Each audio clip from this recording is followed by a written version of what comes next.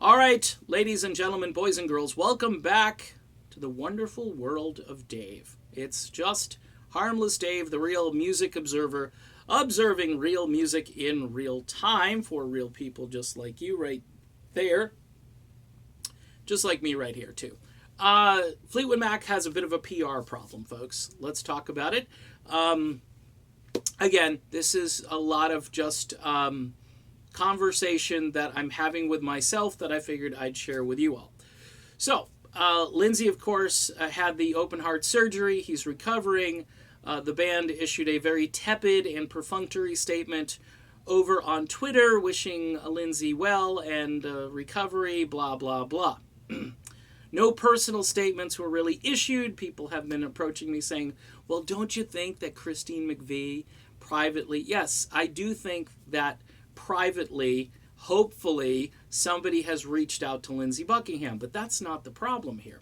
The problem is the PR, the spin, how this looks to the ordinary fan who's attending the shows. Speaking of shows, last night the band was in Austin, Texas. And, of course, the show went on, as I predicted it would. And apparently, Mick Fleetwood did make a statement on this. And again, it was rather mundane and just run-of-the-mill, and said something to the effect that we wish him well. And so I'm wondering, you know how they do the Free Fallin' tribute? And they put Tom Petty up there? Now, Lindsey, thank God, is still with us. Now, I'm not comparing Tom Petty's death with Lindsey Buckingham's near death. But Lindsey used to be in this band. And it's kind of ironic that you're doing tributes to Tom Petty. There was an article written way back when that a critic who was a smart one said, hey, why are they doing tributes to Tom Petty?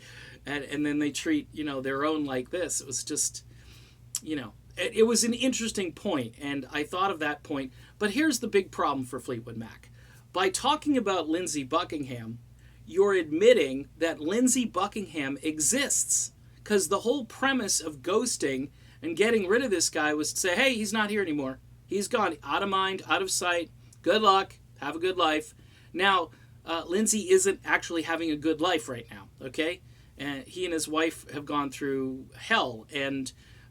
But you're acknowledging that he exists. And you can't do this when you've got the average duped fan who says to himself, hey, what happened to Lindsey? Why isn't he in the band? And all these questions and the wheels start to turn and people start to think for themselves, which is dangerous. And they come to a conclusion, hey, maybe these guys aren't so nice. They kick him out of the band and they just kind of talk about him like he was, as no offense to roadies or stagehands, but I mean, those folks typically come and go, and they are the backbone of the concert scene and so forth. But you don't hear him talk, unless you're Jackson Browne from the 1970s, you don't hear the roadies mentioned a whole lot. Whereas people are going to make the connection between Lindsey Buckingham not being there and, their current band, which is not the band that Lindsey was a part of. So it's really kind of a nightmare for these guys. Because the more they talk about Lindsey, the more people are going to think about Lindsey. And the more sympathy Lindsey is going to get. And he deserves the sympathy, which is going to hurt the band. Even though, yes, you've got the Rock and Roll Hall of Fame coming up over here. But here's the problem with that, is that people really don't care. People think the Rock Hall is kind of a joke because of the number of groups that aren't in there. And you're going to push a member up to the front ahead of Pat Benatar and ahead of a few other people. I mean, solo acts that recorded on their own and were part of a band. Phil Collins, hello. I don't know anybody more deserving than Phil Collins, who, by the way, is not dead yet. And he wants you to know that. So I find this very intriguing that they have to talk about Lindsey because they don't want to look so callous. But at the same time, they're calling attention and they're saying, hey, by the way, Lindsey does exist.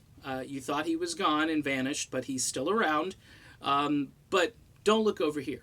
Don't look over here. We've got Neil Finn right over there with Mike Campbell standing over there, and they're going to do a bang-up job. In the meantime, some of the fans who are attending are thinking to themselves, what? I had no idea this had all happened. I guarantee you, because that's the world we're living in when it comes to casual fans. Interesting PR dilemma for the band, and it's going to be very interesting watching them as they slowly let go of this narrative of how's Lindsey or where's Lindsey, and I think it's going to happen quickly, where you won't hear him mentioned anymore. All right, done with this video. Hope that made you think. I'm still thinking as I'm ending. See ya.